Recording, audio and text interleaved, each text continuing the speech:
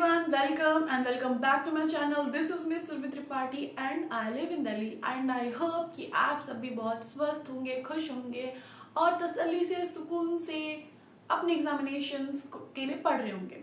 और अगर आप नहीं पढ़ रहे हो ना तो please start your study okay right now, because बाद में बहुत लेट हो जाएगा. अभी बहुत टाइम है, आराम से पढ़ सकते हो. बाद में क्या वो क्योटिक और वो स्ट्रेसफुल इन्वायरमेंट में पढ़ा जाएगा जो आपके दिमाग में बहुत कुछ चल रहा होगा कि आप कैसे करें मैनेज कैसे. तो अभी से शुरू कर दो ना, तो फिर बाद में वो हैक्टिक चीज़ें आएंगी नहीं तुम्हारे सामने. वो चीज़ें प्रॉब्लम क्रिएट ही नहीं करेंगी जो बाद में कर सकती हैं.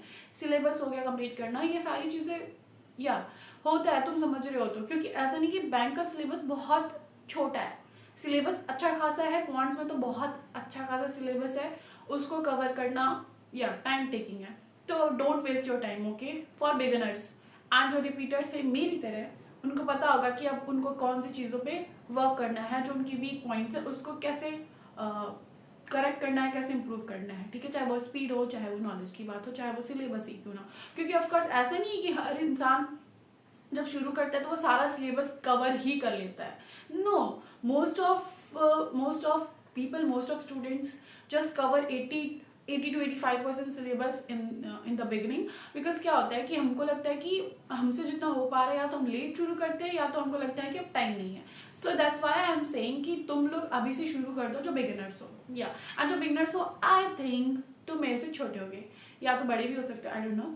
सो मैं तुम बोल रही हूँ, इससे कोई प्रॉब्लम नहीं होना चाहिए, या फिर मैं आप भी बोल सकती हूँ. That's okay and how you guys like it. Okay, so let's start this. And या अगर आप इस चैनल पे न्यू हो, ठीक है, आपने ये फेस पहली बार देखा है, मतलब न्यू तो ऑफकोर्स होंगे यार मेरे सब्सक्राइबर, मुझे लगता है मेरे वीडियोज ही नहीं देखते होंगे.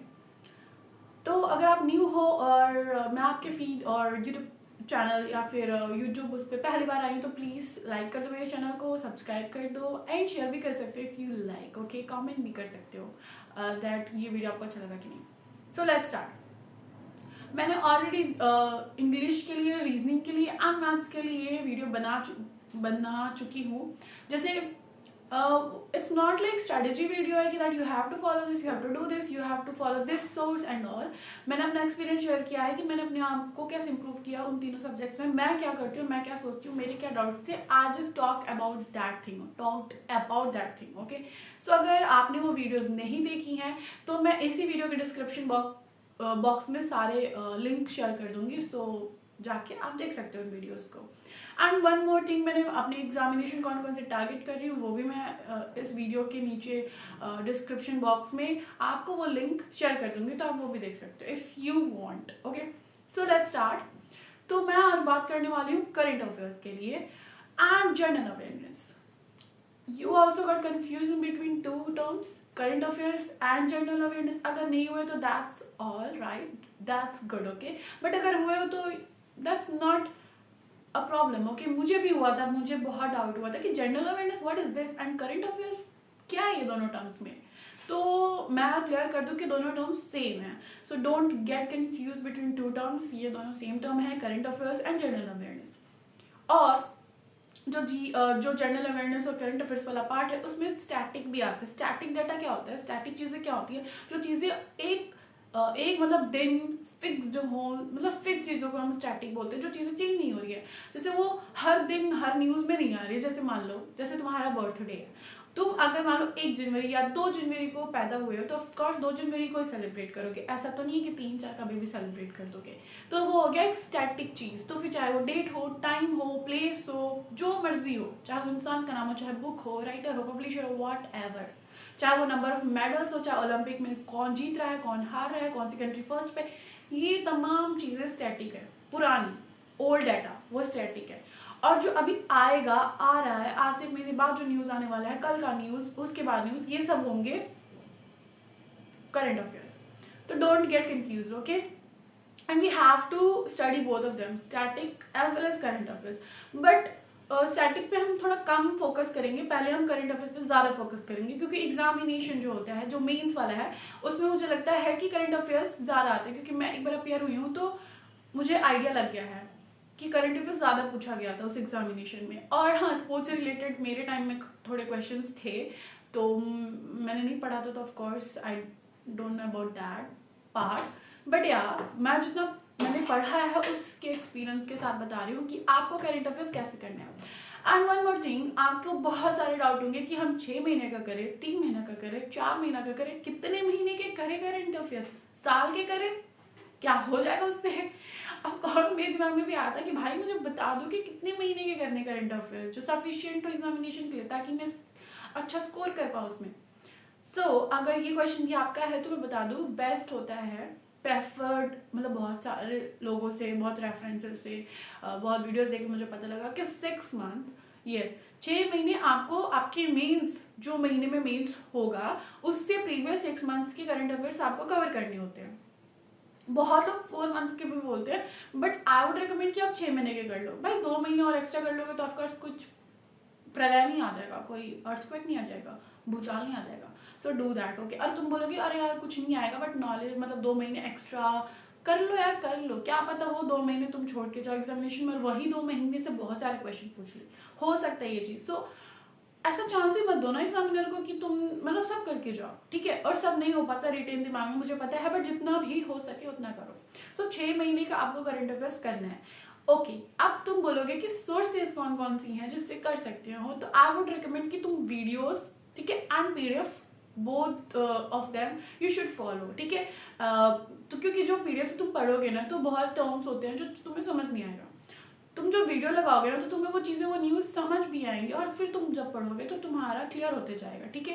And one more thing and very important, जो मुझे प्रॉब्लम है कि शायद आपको भी हो सकती है सेम प्रॉब्लम, तो वो ये है कि जैसे हम क्या करते हैं कि अच्छा करंट अफेयर्स वाला होगा 6 महीने पहले, चलो फरवरी से शुरू करेंगे तो काउंट करके हम 6 महीने का कवर करने लगते हैं। तो आप डायरेक्ट करंट अफेयर्स, जैसे मान लो 1 फरवरी को तुम डायरेक्ट ही करंट अफेयर्स खोल रहे हो, वीडियो खोल रहे हो, सर पढ़ा रहे हो, तुम पढ़ रहे हो, तुम नोट कर रहे हो, सब कर रहे हो, but before that you should do one thing. पहले ना बहुत सारे मतलब बेसिक टर्म्स तुम सीख लो, क्योंकि बहुत टर्म्स होती हैं करंट अफेयर्स में जो तुम्हें नहीं समझ आएंगी। मे बी तुम लोग न्यूज़ पढ़ते होगे या तुम्हें ज़्यादा नॉलेज होगा, बट मुझे नहीं था, तो मैं तो यही सजेस्ट करूंगी कि पहले वो टर्म्स को देख लो, जो बहुत सारे करंट अफेयर्स, बहुत वन लाइनर हो गया या स्टेटमेंट वाला हो गया, उसमें बहुत टर्म्स यूज होती है, बहुत बार यूज होती हैं, बहुत बार यूज किया, बहुत बार आती है, हर दिन ही आएंगी वो टर्म्स, ठीक है। जैसे एक टर्म का एग्जाम्पल मैं दूँ, जैसे मुझे लगा था वो चीज़, तो वो है MOU। मुझे नहीं पता था कि MOU क्या होता है, कौन सी चिड़िया का नाम है, मुझे बिल्कुल भी नहीं पता MOU के बारे में। मैं जब शुरू मैंने किया तो मैंने आशीष गौतम सर को फॉलो करती हूँ, अड्डा 247 के, तो सुबह 7 बजे उनका करंट अफेयर्स आता है हर दिन, तो मैंने जस्ट शुरू कर दिया। और उसके बाद सर पढ़ा रहे कि 2 बैंक्स के बीच में MOU साइन हुआ, मुझे नहीं पता भाई MOU क्या है। अगर मान लो ना, मैं सही बोला, अगर मैंने नहीं पढ़ा होता ना और एग्जामिनेशन में बहुत सिंपल से सिंपल, ईजी से ईजी क्वेश्चन पूछ लेते कि what is the full form of MOU, मैं आंसर ही नहीं कर पाती यार, फुल फॉर्म, वो भी जो हर बार रिपीट हो रहा है।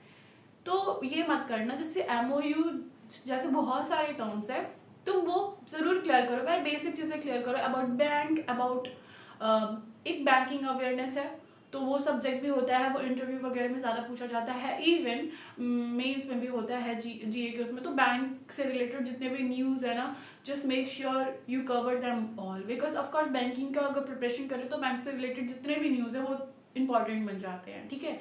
चाहे वो स्मॉल फाइनेंस बैंक है, चाहे वो RBI है, SBI है, PNB है, वॉट सब कुछ कवर करना होता है। So I would recommend you guys कि पहले जितने भी शॉर्ट फॉर्म यूज हो रहे हैं या फिर जितने भी टर्म्स न्यूज में बहुत बार रिपीट हो रहे हैं होंगे, उन चीज़ों को तुम पहले ही क्लियर कर लो, ताकि जब तुम करंट अफेयर्स पढ़ रहे हो तो तुम्हें प्रॉब्लम ना हो। एंड सेकेंड थिंग, तुम सोच रहे हो कि 1 घंटे का क्लास डेली लगेगा, तो तुम साथ के साथ नोट्स भी प्रिपेयर करोगे ताकि तुम्हारा नोट्स भी होता जाए।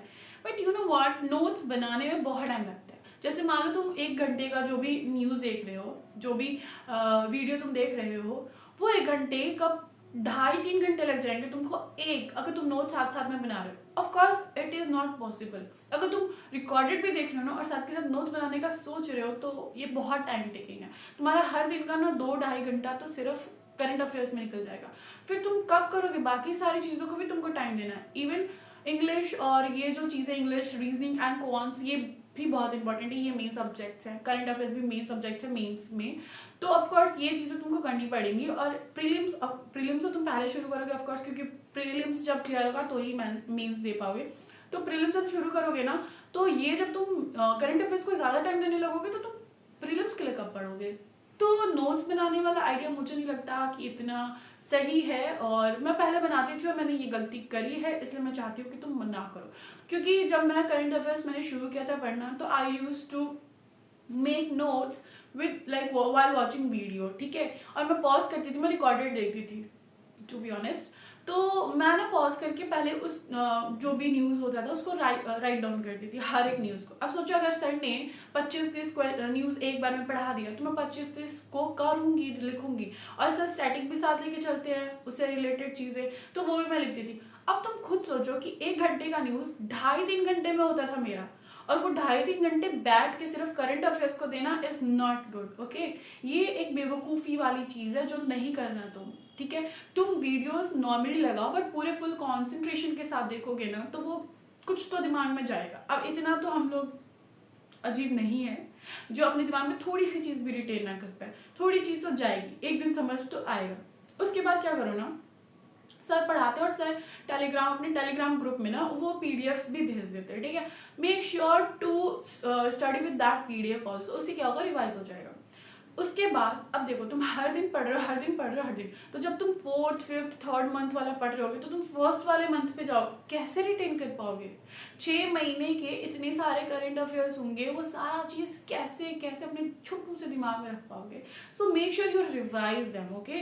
तुम एक दिन पढ़ रहे हो, पढ़ो, जब वो 1 वीक हो जाए, जब संडे सैटरडे वीकेंड्स आए, then make sure to revise them. अपना प्रीवियस जो भी वीक है उसको एक बार रिवाइज करो, एक नज़र मार लो कि हाँ ये चीज़ें पढ़ी थी, ठीक है। अब सब तो एग्जामिनर पूछता नहीं है, तो एक नज़र मार लो, ताकि वो दिमाग में जो चीज़ है वो रिवाइव हो जाए, रिटेन रहे कि तुमने पढ़ा है। वैसे हर महीने का करो, और ऐसे मंथ में 4 वीक्स आएंगे, मतलब 4 वीकेंड्स होंगे, तो तुम पूरे महीने का जब आए तो फिर पूरे महीने का रिवाइज कर लो। इससे तुम्हारा ना 2-3 बार तो रिवाइज ऐसे ही हो जाएगा, और 2-3 बार हो जाएगा ना, तो इतना भी हम लोगों का कमज़ोर नहीं है यादाश्त कि हम लोग 2-3 बार भी वो चीज़ देखने के बाद, पढ़ने के बाद, हाईलाइट करने के बाद पीडीएफ से फिर भी ना कर पाएंगे, और याद भी रहेगा, क्योंकि यार वहाँ पे एमसीक्यू होता है, तुम एलिमिनेट तो कर ही पाओगे।